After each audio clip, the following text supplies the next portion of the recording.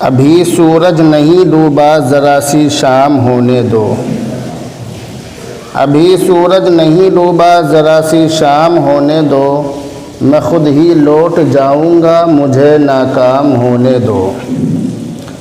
مجھے بدنام کرنے کے بہانے ڈھونڈتے کیوں ہو، مجھے بدنام کرنے کے بہانے ڈھونڈتے کیوں ہو، میں خود ہو جاؤں گا بدنام پہلے نام ہونے دو۔ عزیزان گرامی، بزرگ اور دوستو اور اسلام کے غیور نوجوانوں، اس وقت جو حالات چل رہے ہیں اور جن چیزوں کی طرف ہم لوگ جا رہے ہیں ان کے بارے میں ہر ہفتے کچھ باتیں میں آپ کو بتلاتا رہتا ہوں۔ پچھلے ہفتے اللہ کے نبی علیہ الصلاۃ والسلام کی ایک حدیث میں کسی کتاب کے اندر پڑھ رہا تھا۔ میں نے اس کے بارے میں آپ کو صرف 2 باتیں بتلائی تھی۔ جو لوگ یہاں مستقل جمعہ پڑھتے ہیں ان کو معلوم بھی ہوگا کہ وہ 2 باتیں کیا تھی۔ پہلی بات تو میں نے یہ بتلائی تھی کہ قیامت اس وقت تک نہیں آ سکتی جب تک کہ مذہب اسلام اجنبی نہ ہو جائے، لوگوں کی نظر میں اجنبی نہ ہو جائے، ایک انوکھی چیز نہ ہو جائے، اس وقت تک قیامت نہیں آ سکتی۔ دوسری چیز میں نے یہ بتلائی تھی کہ قیامت اس وقت تک نہیں آ سکتی جب تک قرآن کی تعلیم کو شرم کی چیز نہ سمجھ لیا جائے۔ یہ دونوں باتیں میں نے آپ کو بتلائی تھی۔ اسی حدیث کے اندر تیسری بات اللہ کے نبی علیہ الصلاۃ والسلام نے یہ ارشاد فرمائی، لا تقوم الساعہ، قیامت اس وقت تک نہیں آ سکتی حتی تبد الشحناء بین الناس، یہاں تک کہ لوگوں کے درمیان کینہ کپٹ عام نہ ہو جائے، اس وقت تک قیامت نہیں آ سکتی۔ یعنی ایک دوسرے کے بارے میں دل کے اندر کینہ رکھنا، کپٹ رکھنا، ایک دوسرے سے جلن رکھنا، ایک دوسرے کے بارے میں الٹی سیدھی باتیں دل کے اندر رکھنا، ایک دوسرے کے بارے میں کچھ بھی بات اپنے دماغ میں فٹ بٹھا کر اس کو اپنے دل کے اندر رکھنا، جب تک یہ چیز لوگوں میں عام نہ ہو جائے اس وقت تک قیامت نہیں آ سکتی۔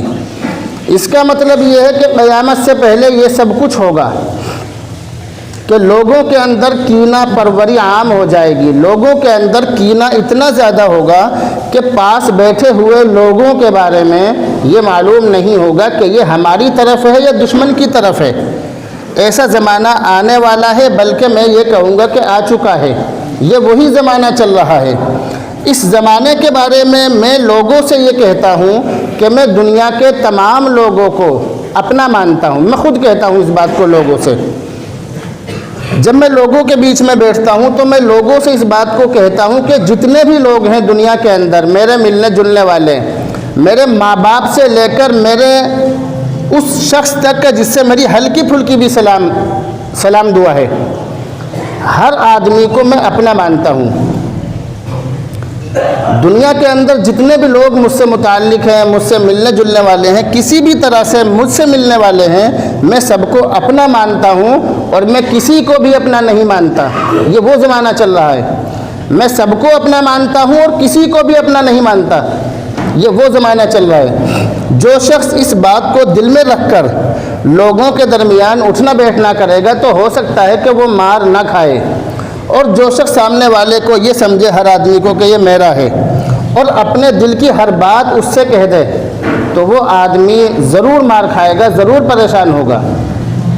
تو آج کے زمانے میں ہمارے پاس جو شخص بیٹھا ہوا ہے اس کے بارے میں ہم یہ بات پکے طور پر نہیں کہہ سکتے کہ یہ شخص ہماری طرف ہے یا دشمن کا بھیجا ہوا ہے، یہ بات نہیں کہی جا سکتی، کیونکہ آج کے زمانے میں لوگ ایک چائے کی پیالی پر اپنا ایمان بیچ دیتے ہیں۔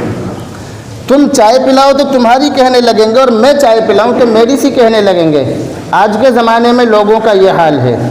ایک دوسرے کے بارے میں دل میں کینہ رکھنا ایک عام سی بات ہے، ایک دوسرے کی لڑائی کروانا، ایک دوسرے سے دل کے اندر یہ بات رکھنا کہ یہ شخص اتنی ترقی کیوں کر رہا ہے، یہ چیز مسلمانوں کے اندر تو بہت زیادہ عام ہے۔ غیروں کے بارے میں اس بات کو ان کے اندر ہے یا نہیں اس بات سے ہمیں کوئی بحث نہیں، لیکن بہرحال مسلمانوں کے اندر یہ بات بہت زیادہ عام ہے کہ خود تو ترقی کریں گے نہیں، اور جو ترقی کر رہا ہے اس کی ٹانگ کھینچیں گے، اس کو ترقی نہیں کرنے دیں گے۔ یہ مسلمانوں کا حال ہے۔ آج کے زمانے میں مسلمان اگر کوئی اونچی پوسٹ پر پہنچ جائے تو اس کو دیکھنے والے مسلمان یہ تو نہیں دیکھیں گے کہ یہاں تک پہنچنے کے لیے اس نے کتنی محنت کی ہے، لیکن ہاں وہ یہ ضرور دیکھیں گے کہ آج کل یہ بہت مزے لے رہے ہیں، آج کل اس کے بہت مزے آ رہے ہیں۔ اس چیز کو ضرور دیکھیں گے، اس چیز کو نہیں دیکھیں گے کہ یہ شخص یہاں تک جو پہنچا ہے اس کے پیچھے کتنی قربانیاں ہیں۔ اس بات کی طرف کسی کی توجہ نہیں جاتی ہے۔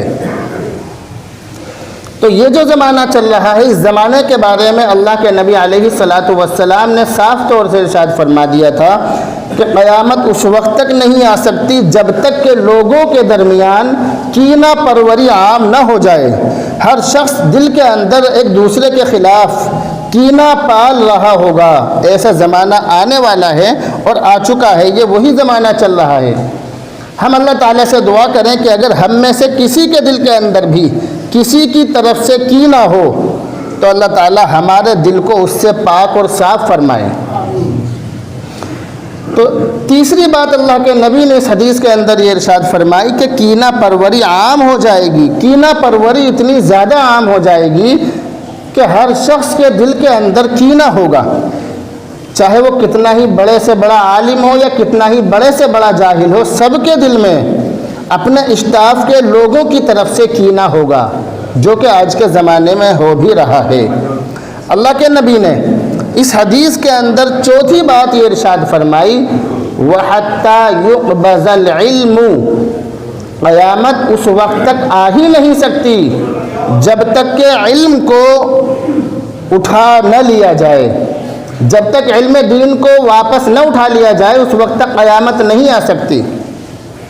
یقبض کے معنی ہے قبضہ کرنا، کسی چیز پر قبضہ کرنا، یعنی اللہ کی طرف سے جو علم آتا ہے جب تک وہ واپس اللہ کے قبضے میں نہ چلا جائے اس وقت تک قیامت نہیں آ سکتی۔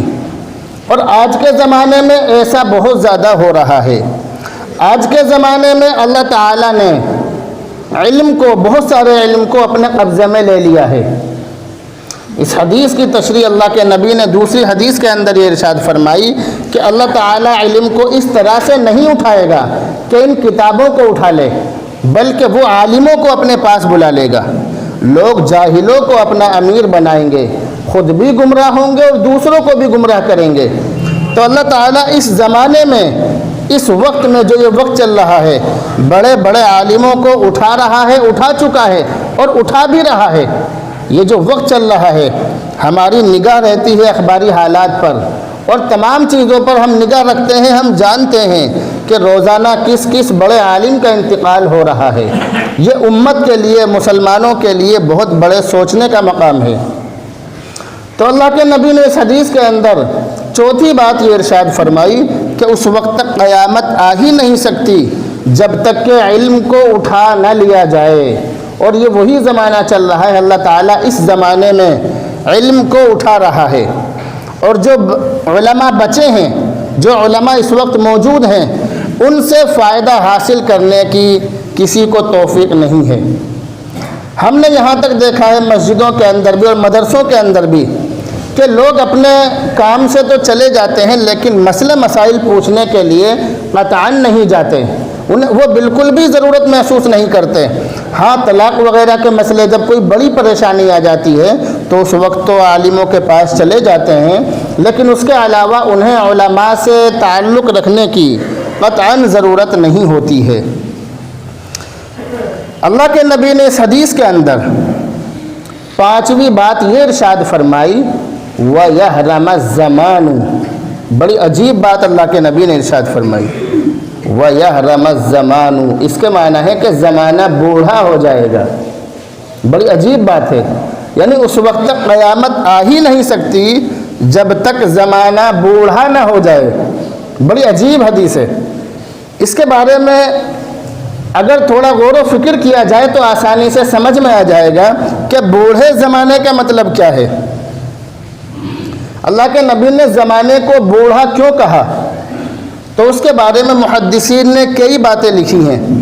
پہلی بات تو محدثین نے یہ ارشاد فرمائی کہ دنیا کا جب اینڈ چل رہا ہوگا، بالکل آخر چل رہا ہوگا، جیسے انسان کی عمر کا جو آخر ہوتا ہے وہ بڑھاپا ہوتا ہے، بڑھاپے کے بعد اس کو کوئی امید نہیں رکھنی چاہیے، بڑھاپے کے بعد تو اس کو مرنا ہی ہے۔ اسی طرح زمانے کا اینڈ چل رہا ہوگا، زمانے کا آخر چل رہا ہوگا، اور اس زمانے کے بعد پھر سدھار نہیں ہوگا بلکہ قیامت آئے گی۔ ایک بات تو یہ ارشاد فرمائی۔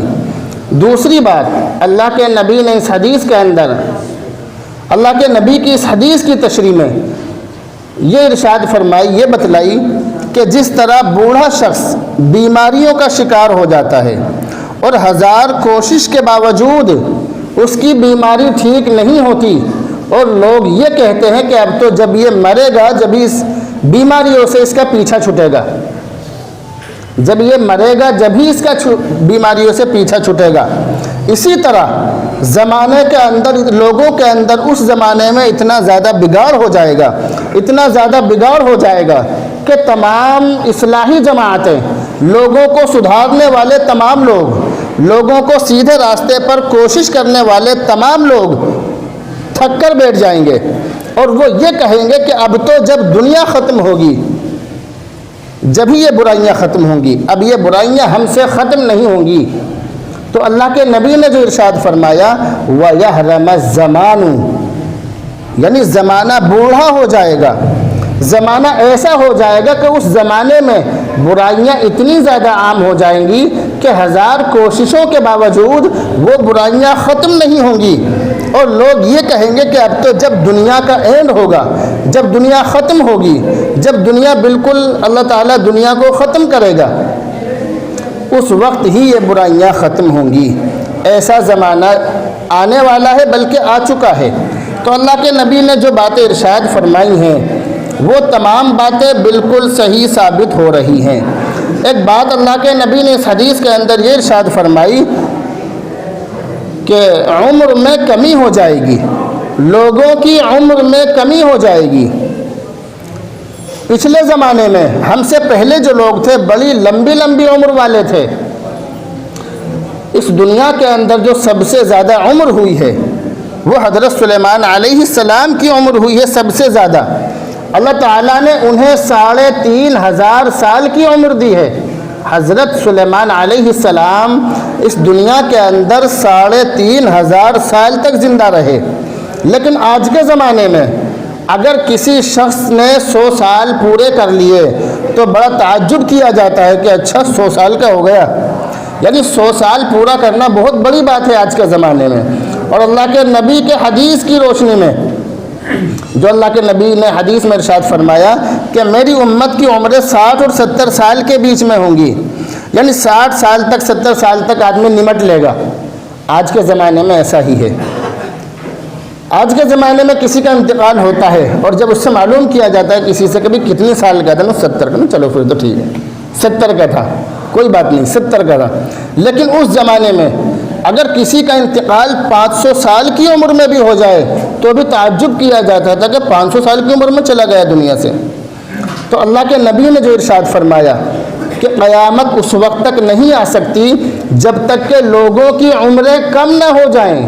تو لوگوں کی عمریں کم ہو رہی ہیں، لوگ کم عمر میں، چھوٹی چھوٹی عمر میں دنیا سے جا رہے ہیں۔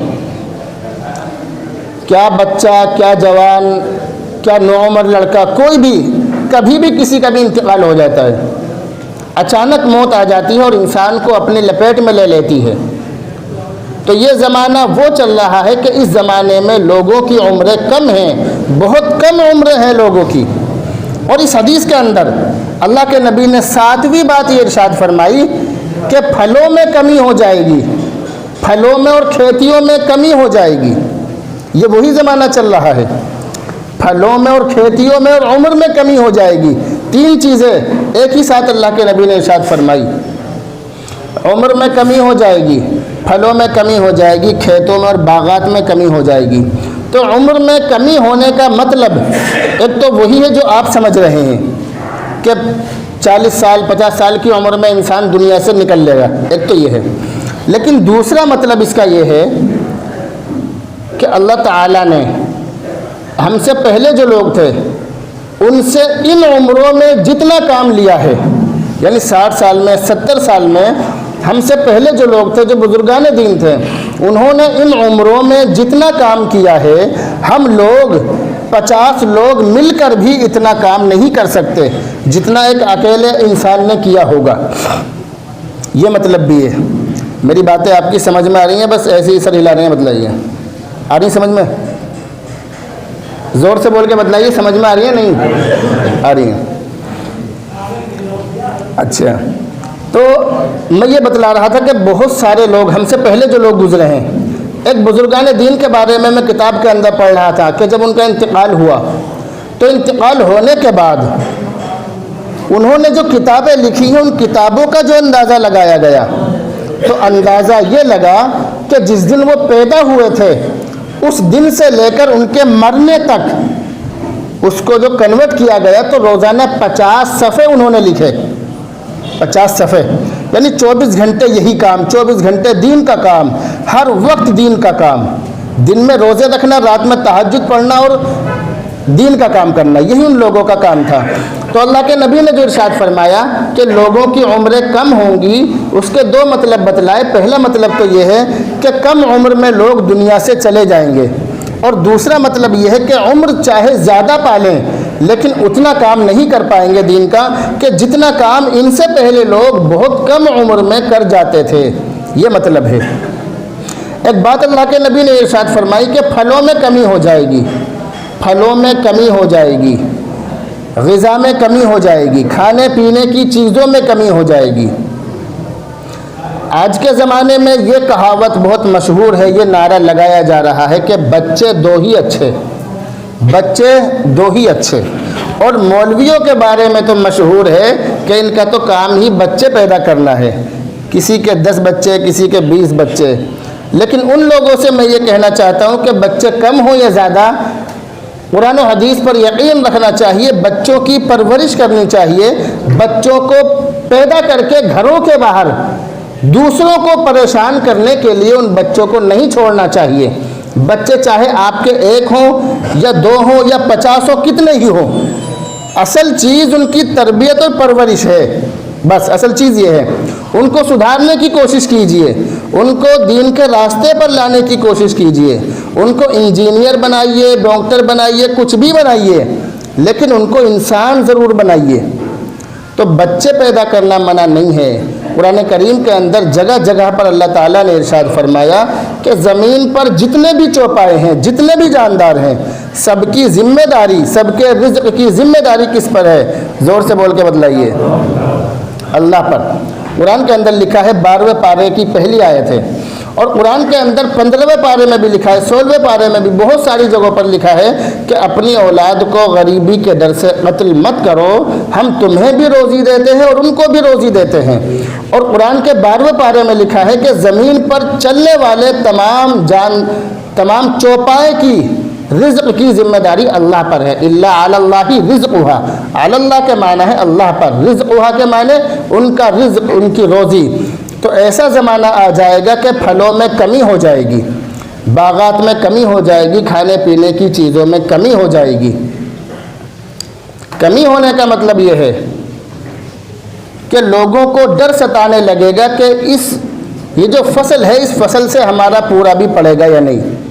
لوگوں کے اندر اتنے زیادہ گناہ ہونے لگیں گے کہ ان گناہوں کی وجہ سے لوگ بھوکے مریں گے، اور پھر یہ کہیں گے کہ کھانے پینے کی چیزوں میں کمی ہو رہی ہے، جبکہ ایسا نہیں ہوگا، بلکہ ہوگا یہ کہ ان کے گناہوں کی وجہ سے ان کو روزی نہیں ملے گی۔ جیسا کہ حدیث کے اندر اللہ کے نبی نے ارشاد فرمایا کہ زنا کاری کرنے سے ایسی ایسی بیماریاں پیدا ہوتی ہیں کہ جن کے بارے میں تم نے اور تمہارے باپ داداؤں نے کبھی سوچا بھی نہیں ہوگا۔ آج کے زمانے میں جو بیماریاں چل رہی ہیں، ان کے بارے میں ہمارے باپ داداؤں نے کبھی سنا بھی نہیں تھا۔ ایسی ایسی بیماریاں، ایک ایک بیماری کی اتنی ساری قسمیں ہیں، ایک ایک بیماری کی، کہ سننے والا بھی پریشان اور ڈاکٹر بھی پریشان کہ ہم اس بیماری کو کیا نام دیں۔ تو یہ جو چیزیں ہوتی ہیں، یہ سب گناہوں کی وجہ سے ہوتی ہیں۔ جتنا زیادہ ہم زنا کریں گے، اتنا ہی زیادہ ہمارے گھروں کے اندر فاقہ اور تنگ دستی ہوگی۔ اب آپ سوچ رہے ہوں گے کہ زنا کرنے والے تو سماج کے اندر اتنے سارے لوگ نہیں ہیں، لیکن ایسا نہیں ہے۔ اللہ کے نبی کی جو باتیں ہیں انہیں پڑھو، پھر پتہ چلے گا کہ ہاں ہم صحیح کر رہے ہیں یا غلط کر رہے ہیں۔ اللہ کے نبی نے ارشاد فرمایا کہ زنا العین النظر، آنکھوں کا زنا دیکھنا ہے، اور کانوں کا زنا سننا ہے، ہاتھ کا زنا پکڑنا ہے، پیروں کا زنا چلنا ہے۔ آج بازاروں میں کتنے لوگ اپنی نگاہوں کی حفاظت کرتے ہیں، بتلانے کی ضرورت نہیں ہے۔ تو اللہ کے نبی نے جو باتیں ارشاد فرمائی ہیں حدیث کے اندر، ایک ایک بات صحیح ہے، سچ ہے۔ بیان کے اندر جوش مت دیکھا کرو، باتیں سنا کرو جو باتیں بتلاتا ہوں، اس لیے تھوڑا آہستہ آہستہ آپ کو باتیں بتلا رہا ہوں۔ تو اللہ کے نبی نے جو باتیں ارشاد فرمائی تھی، میں ان باتوں کو دوبارہ دہرا دوں، صرف 1 منٹ ہے آپ کے پاس اور میرے پاس، پھر اس کے بعد انشاءاللہ سنت پڑھیں گے۔ سب سے پہلی بات اللہ کے نبی نے ارشاد فرمائی تھی کہ قیامت اس وقت تک نہیں آ سکتی جب تک قرآن کی تعلیم کو شرم کی چیز نہ سمجھ لیا جائے۔ دوسری بات اللہ کے نبی نے ارشاد فرمائی کہ جب تک مذہب اسلام اجنبی نہ ہو جائے۔ تیسری بات یہ ارشاد فرمائی کہ جب تک لوگوں کے بیچ میں کینہ عام نہ ہو جائے، کینہ پروری، ایک دوسرے کے اندر ایک دوسرے کی طرف سے کینہ عام نہ ہو جائے۔ اور چوتھی بات اللہ کے نبی نے ارشاد فرمائی کہ جب تک زمانہ بوڑھا نہ ہو جائے، یعنی زمانے کے اندر لوگوں کے اندر اتنی برائیاں پیدا نہ ہو جائیں کہ جن کا سدھارنا مشکل ہو جائے، اس وقت تک قیامت نہیں آئے گی۔ اور پانچویں بات اللہ کے نبی نے ارشاد فرمائی کہ عمریں کم ہو جائیں گی۔ اور چھٹی بات یہ ارشاد فرمائی کہ پھلوں میں کمی ہو جائے گی۔